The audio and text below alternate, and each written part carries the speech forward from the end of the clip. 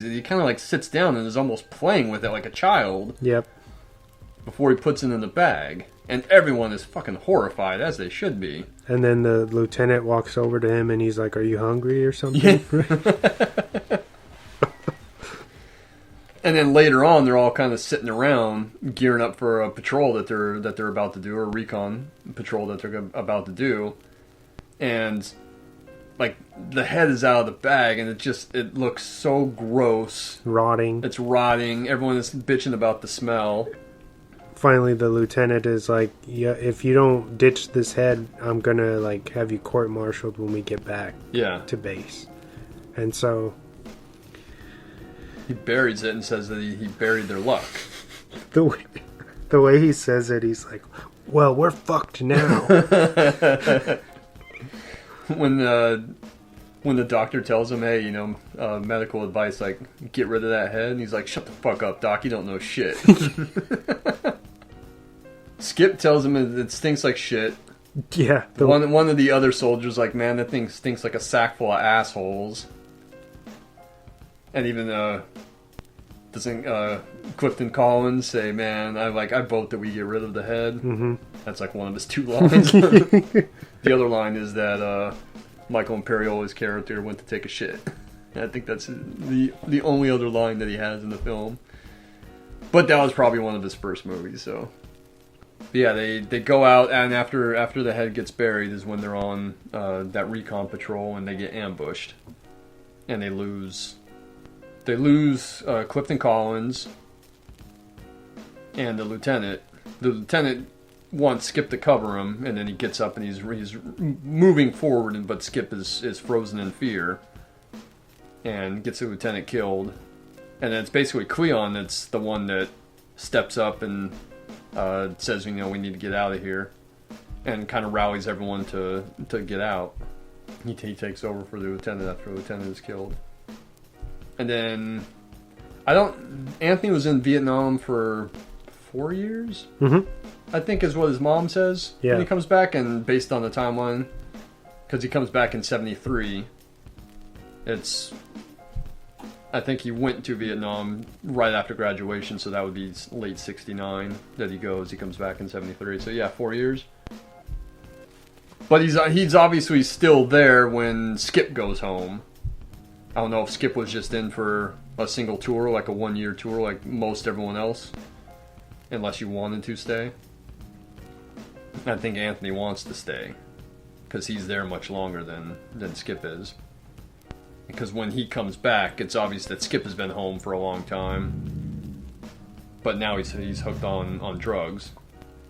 He can barely recognize. Yeah. Anthony comes up to him and says, straighten up there, Marine, and he gets no response at all from him. And it's basically when Cowboy comes out. With the eating the wings. Oh, which is so gross because it's like all over his fingers and his face. Mouth, yeah. Oh. He wipes his mouth and he's like, "Well, look who's back." It's gross. It's that, and then the next scene when Anthony's home and he's eating his meal and he keeps licking his fingers. It grosses me out. You can tell he's used to eating over there with no manners or nothing, just getting the job done, Yeah. And his parents are like, "What the fuck?" The way they look at him. Shoveling the food down. But yeah, it's him licking the fingers. It grosses me out. Especially when we're in a pandemic still. Thinking, ugh. But yeah, it's when Anthony goes to talk to Skip, it's not until Cowboy kind of nudges Skip and says, "Oh, look who it is." That Skip actually looks up from his drug stupor and sees Anthony. And then as they're walking home and they're talking, it's kind of heavily implied that Skip is sick with something. He says something got into his blood over there. I don't know if that... He was doing the whole prostitution thing and he got hooked on heroin over there, so... Because they say something like, "How did you manage to get 50% medical?" Yeah. And he's like, "Oh, it's because my body's all fucked up, pretty much." But they do a great job of making him look weathered, you know? When Anthony comes back and he looks fine, and then you see Skip again and he doesn't look like how he looked in Vietnam anymore. He looks old. Or even in the earlier high school scenes. Mm-hmm. Yeah, he's a little bit more rougher wear. But he still got that little bit of swagger. Yeah. That Chris Tucker had. The one-liners. Yeah, like where he's like, you know I've been taking care of your mama while you were gone or something. He's like, don't fucking say that. I'll kick your head in. And then, when they're walking down the street, he's like, I'll tell your mom I'll be over there in a couple hours. And they're like, hey man, fuck you. Yeah. Oh, shit. And then Anthony is home with his parents, and they're at the dinner table, and his mom is trying to get him to talk about Vietnam, and like most vets, my dad included, don't want to talk about it. And she kind of keeps pushing, and his father kind of gives her the little hand sign saying, stop. He doesn't want to talk about it, just let it go. The only thing he says, which is pretty crazy, is that he's like, yeah, we didn't do nothing, just a little killing is all, or something like that. Like before his country. Yeah. He makes sure to say, but just strictly for my country. But he says, what we're doing out there was important, and I had to focus and watch out for my team. Mm-hmm. But that's really all he wants to tell her. And it's obvious that she wants to, what was your experience like and everything? She doesn't want to talk about it. Or he doesn't want to talk about it, excuse me. But it's, it's his dad who understands, because he's a veteran too. You see and do things in war that you don't want to bring home with you. Which unfortunately I feel like it's a struggle that they do. They end up bringing back that PTSD and, And Anthony does have it. Yeah. Are we at the point in the story where he's just returned home? Mm-hmm. And he notably, at first I thought that it was kind of a shitty thing, but he really takes his sweet ass time to go see his kid that he's never met, Sarah. Yeah.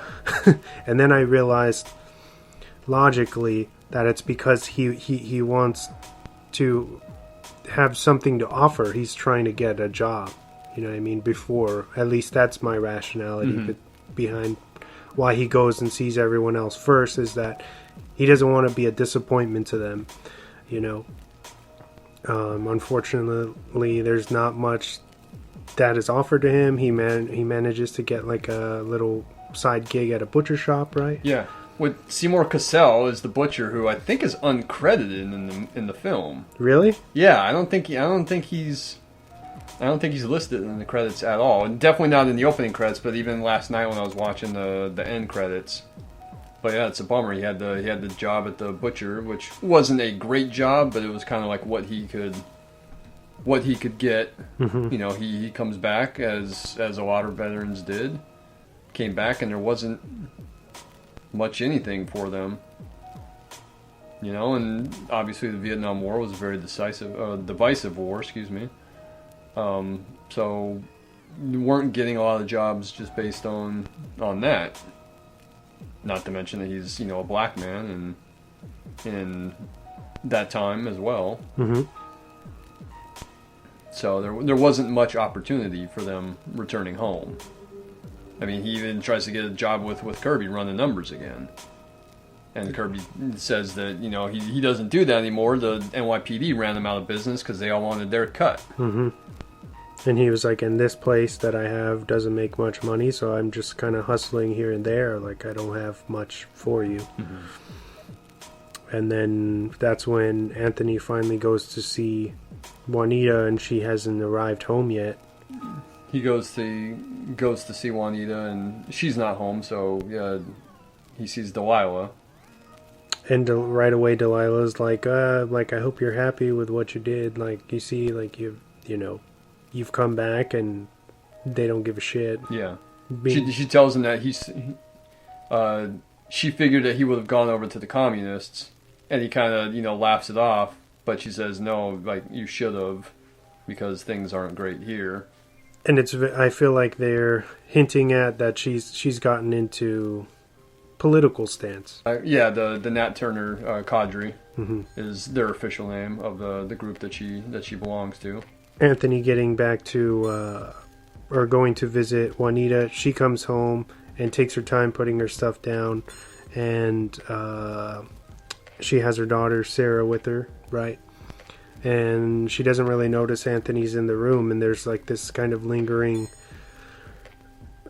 tension and build up, and then she finally looks up and sees that he's returned home, and she seems fairly happy, right? Then he finally gets to meet his daughter, Sarah. Yeah. and so then that's when they end up going back. They're gonna go back to like her apartment. Yeah, because they're at I'm assuming the parents' house. Still, yeah. You know, in the Bronx. Well, yeah, in the Bronx still, but I think, yeah, Juanita lives in an apartment elsewhere in the Bronx. But yeah, the where he stopped by, where he ran into Delilah and was looking for Juanita was, I'm assuming, the parents' house. Because it's the same house that they reference in the beginning of the film. And then when they go to her apartment is when that first scene with Cuddy rolling up. They're in the car. Yeah. Yeah, and he rolls up, and they do these insert shots of him licking on the lollipop. Real sinister, like. Yeah. And even like the close up of the wad of bills that he goes to hand her. And you can just tell the disgust in Anthony's face, like, who the fuck is this guy? Yeah. You know. And you're right, like the fact that he was just so uninterested in Juanita introducing Anthony, that when she finally does get a chance, he takes off. Peels out, yeah.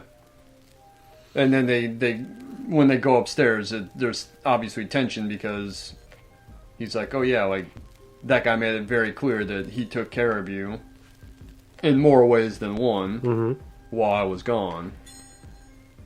And she kind of brushes it off like, oh yeah, you know, we saw each other, but it's not like what you think. But you can tell that Anthony is still very suspicious. Yeah. Because Cuddy's trying to give, he's like, oh, here's some money for Sarah, and it's like a couple $100. But I think he says my girl. Mm-hmm. Oh. Yeah, he doesn't say, I don't think he calls her by a name, I think he says my girl.